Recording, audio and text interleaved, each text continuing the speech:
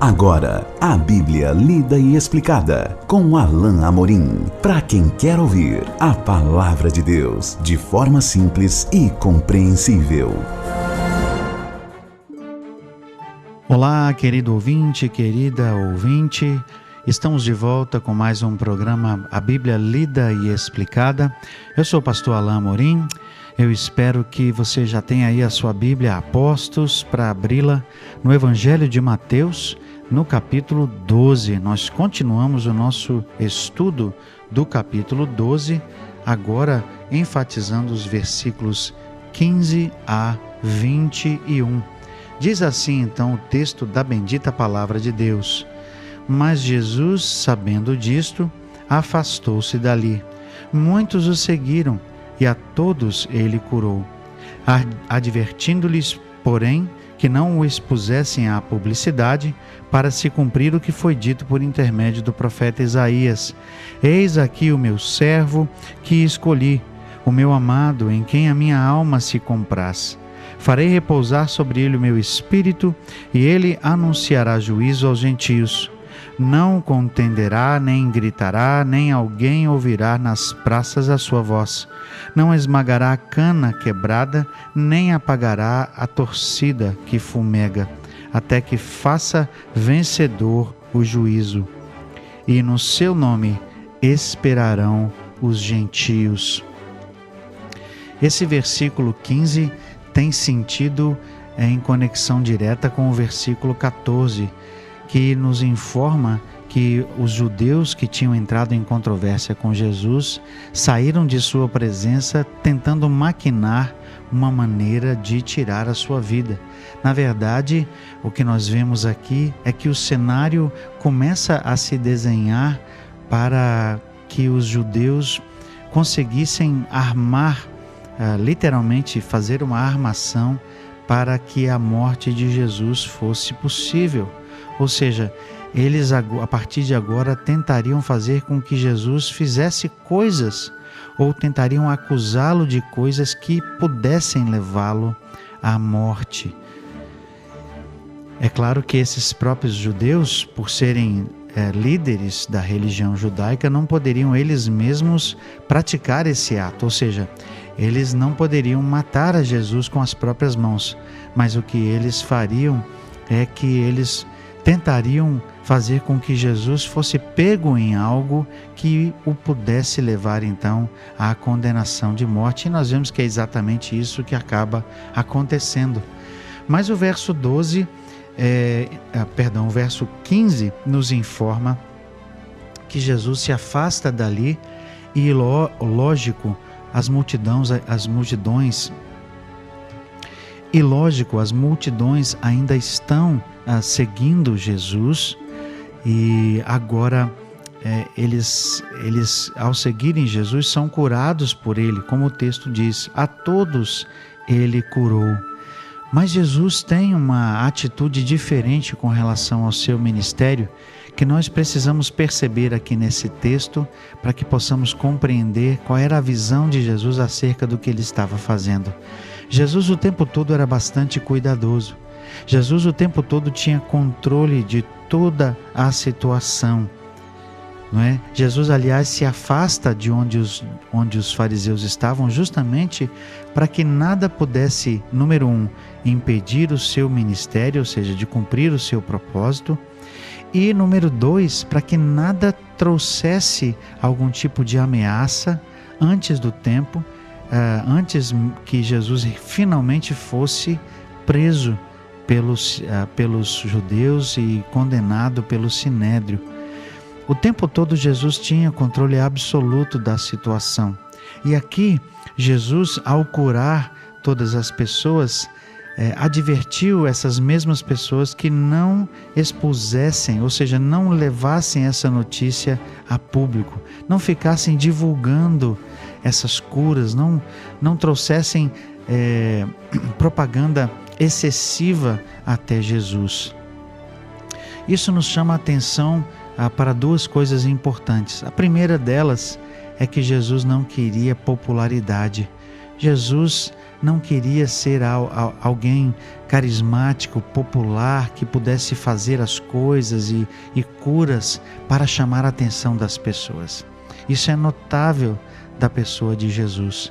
Em segundo lugar, é óbvio, Jesus queria controlar o resultado daquilo que ele estava fazendo, de modo que ele não chamasse a atenção exacerbada e que antes do tempo previsto, Jesus então fosse preso e fosse levado ao sinédrio.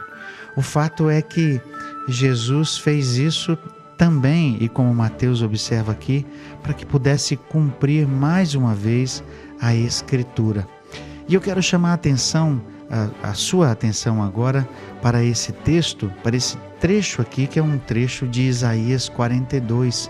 Mateus cita um texto que é muito conhecido e um texto lindíssimo que fala do servo do Senhor, o servo sofredor.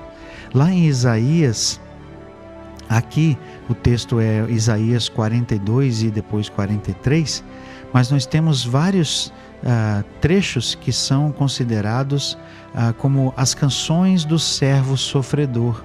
Em Isaías nós vemos que o Messias, e em algum dos textos a interpretação é mesmo para a pessoa do Messias, esse Messias cumpriria a missão do Senhor como alguém que viria para sofrer, como alguém que viria designado para padecer. E essa é uma das canções que é mencionada aqui por Mateus. Mas Deus demonstra, como nós vemos nesse texto, o fato de que o Messias seria um servo escolhido, também um servo amado, não é?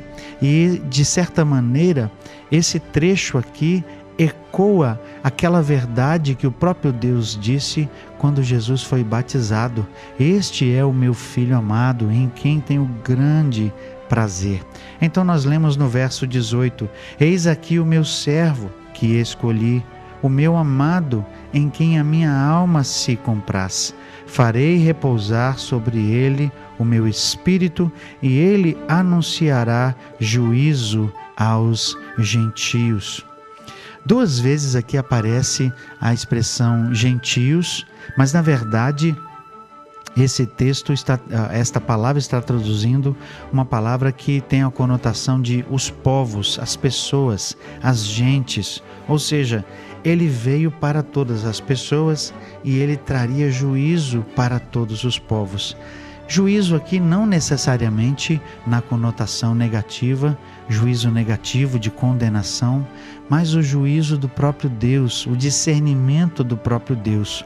Ou seja, é uma referência mais aberta, mais ampla à própria salvação que Jesus estava trazendo. É por isso que a conotação aqui é uma conotação positiva. Jesus diz: nele, meu filho, o meu amado, a minha alma se compraz. Eu farei repousar sobre ele o meu espírito. É algo positivo. O ministério de Jesus foi um ministério feito sob o Espírito do próprio Deus, que trouxe a palavra de salvação a todos os povos, aos gentios, não é?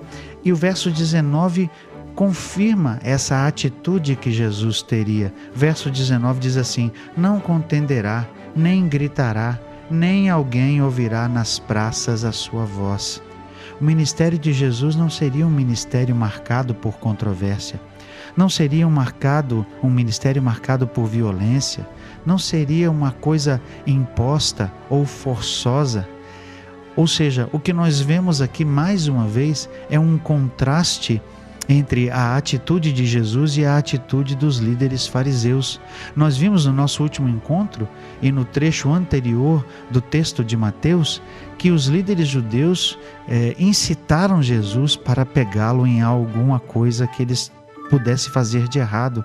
Ou seja, a intenção dos judeus era uma intenção negativa, era uma intenção ruim.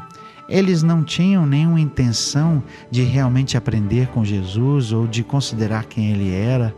Eles não tinham a intenção de buscar a Deus verdadeiramente. A sua intenção era negativa, era ruim, era má. Eles estavam tentando fazer com que Jesus se contradissesse, pegar Jesus em algum tipo de erro para que pudessem condená-lo. Mas a atitude de Jesus não era essa. Jesus tinha uma atitude nobre, genuína, de missão que era dada pelo próprio Senhor. E nós vemos aqui que o Senhor, então, confirma essa atitude de Jesus ao chamar Jesus de meu amado, em quem a minha alma se compraz. Ele não vai contender, ele não contenderá, não gritará, nem alguém ouvirá a sua voz nas praças. Outro trecho da Bíblia diz assim: não por força e nem por violência, mas pelo meu poder, diz o Senhor. Jesus não faria o seu ministério com violência, ele faria de forma quieta, mostrando o poder de Deus. O verso 20 então traz uma imagem interessante: não me esmagará a cana quebrada, nem a apagará a torcida que fumega, até que faça vencedor o juízo. Alguns conhecem, é notório a alguns, que na colheita da cana é feito um fogo controlado para que seja mais fácil de colher a cana. Mas isso torna então a cana, na verdade, mais suscetível, mais frágil. E é nesse contexto aqui de fragilidade que, mesmo nesse contexto em que houvesse maior sensibilidade ou que houvesse maior fraqueza, assim mesmo Jesus seria cuidadoso. Não vai esmagar a cana quebrada, nem apagará a torcida que fumega, até que faça vencedor o juízo, e no seu nome esperarão os gentios. O ministério de Deus por meio de Jesus seria um ministério que abençoaria as pessoas, que traria paz, que promoveria a paz. Não seria algo forçoso, não seria algo imposto, mas seria algo feito exatamente como Jesus disse no trecho anterior que nós consideramos, com misericórdia. Jesus mostraria a misericórdia de Deus, a paciência de Deus, a salvação de Deus. Ele não faria algo que pudesse destruir até mesmo as pessoas mais sensíveis, até mesmo aqueles que eram pecadores inveterados, confessos, mas Jesus buscaria essas pessoas na tentativa genuína de trazê-las para o aprisco, de trazê-las para a comunhão com Deus. Esse seria o propósito, esse era o propósito de Jesus naquele tempo, de estender a graça, o ano aceitável do Senhor, como ele tinha dito lá naquela vez, quando ele citou outro trecho do livro de Isaías. Jesus então vai continuar o seu ministério, ainda com essa forte oposição dos fariseus. Jesus continua a estender a sua graça e a sua misericórdia. E é isso que nós veremos exatamente no nosso próximo encontro, no próximo trecho a ser considerado do Evangelho de Mateus. E até lá, que Deus te abençoe. Acesse agora nossa plataforma e baixe os podcasts www.rede316.com.br. A Bíblia lida e explicada com Alain Amorim.